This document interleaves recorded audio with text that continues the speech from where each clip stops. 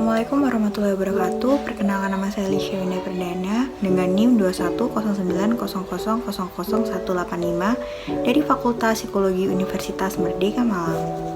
Di sini saya akan menjelaskan tentang perbedaan bimbingan dan konseling. Bimbingan sendiri yaitu suatu tindakan memberikan bantuan individu agar dapat memenuhi kebutuhan. Nah, kebutuhan individu sendiri dapat meliputi hubungan pertemanan, rasa dihargai, dan lain-lain.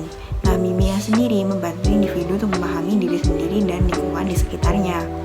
Lalu untuk konseling sendiri yaitu hubungan bersifat profesional antara konselor dengan klien untuk maksud mendorong perkembangan pribadi klien dan membantu memecahkan masalah yang sedang dihadapi sehingga klien dapat menemukan jalan keluar atau solusi dari permasalahan tersebut. BK sendiri memiliki 8 fungsi, yaitu fungsi pertama adalah fungsi pemahaman, menghasilkan pemahaman kepada peserta didik tentang diri sendiri dan lingkungannya. Contohnya, BK memberikan pengertian kepada siswanya bahwa siswa tersebut memiliki potensi dalam dirinya, sehingga siswa tersebut mengetahui dan mengembangkan potensi dalam dirinya tersebut secara optimal. Fungsi yang kedua yaitu fungsi pencegahan, yaitu upaya agar siswa tidak menemui permasalahan yang nantinya akan menghambat proses pembelajaran. Contohnya, BK mengadakan sosialisasi tentang bahaya narkoba dan apa saja jenis-jenis narkoba. Yang ketiga itu fungsi perbaikan.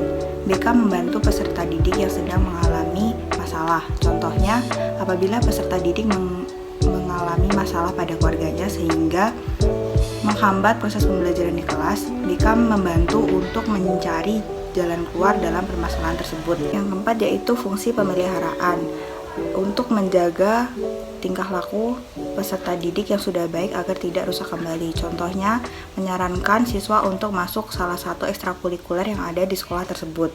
Fungsi pengembangan, yaitu fungsi BK dalam mengembangkan seluruh potensi dan kekuatan yang dimiliki peserta didik. Contohnya, apabila seorang BK mengetahui ada seorang siswa yang nilai biologinya bagus, maka BK akan merekomendasikan kepada wali kelas siswa tersebut untuk mengikutkan siswa tersebut ke dalam olimpiade biologi.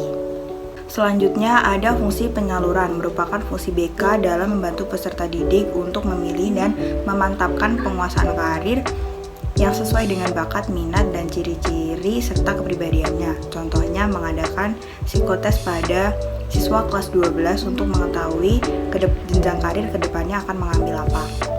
Selanjutnya ada fungsi penyesuaian, yaitu fungsi BK dalam membantu peserta didik menemukan penyesuaian diri dan perkembangan secara optimal.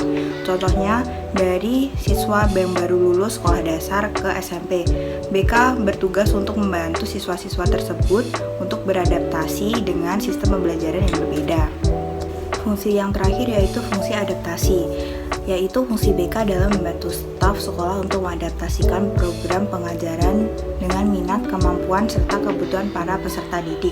Contohnya pada saat itu program pembelajaran yaitu menggunakan program KTSP dan berubah menjadi K13, maka tugas BK adalah membantu mengadaptasikan program tersebut ke dalam sekolah. Setelah saya lulus dari Fakultas Psikologi Universitas Merdeka Malang, saya ingin menjadi seorang psikolog karena saya ingin mengetahui lebih banyak kasus-kasus kejiwaan serta membantu orang lain dalam mengatasi dan mencari jalan keluar atas permasalahan yang dihadapi. Selanjutnya, saya akan memberikan penjelasan perbedaan psikolog sekolah, konselor sekolah, dan psikiater. Psikolog sekolah sendiri yaitu bertanggung jawab atas adaptasi dan respon yang terdapat pada lingkungan sekolah.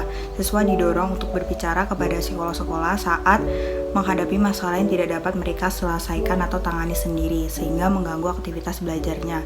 Contohnya, apabila seorang siswa mengalami masalah di dalam keluarganya dan menghambat proses pembelajaran di kelas, maka siswa tersebut didorong untuk berbicara ke psikolog sekolah agar dapat dibantu untuk mencari jalan keluarnya sehingga dalam proses pembelajaran ke depannya tidak terhambat lagi. Selanjutnya ada konselor sekolah, adalah mereka yang membantu siswa melakukan transisi terbaik dari satu fase pendidikan ke fase lainnya seperti menangani adaptasi anak sekolah dasar untuk membantu mereka terbiasa dengan rutinitas pembelajaran.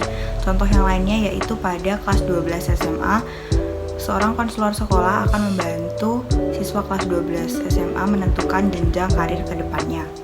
Selanjutnya yang terakhir yaitu psikiater, adalah orang yang mengetahui segala hal tentang diagnosis dan perawatan yang bisa dilakukan untuk setiap kondisi psikologis setiap pasien yang cenderung rumit seperti gangguan bipolar dan skizofrenia. Baik, sekian terima kasih penjabaran dari saya, kurang lebihnya saya mohon maaf. Wassalamualaikum warahmatullahi wabarakatuh.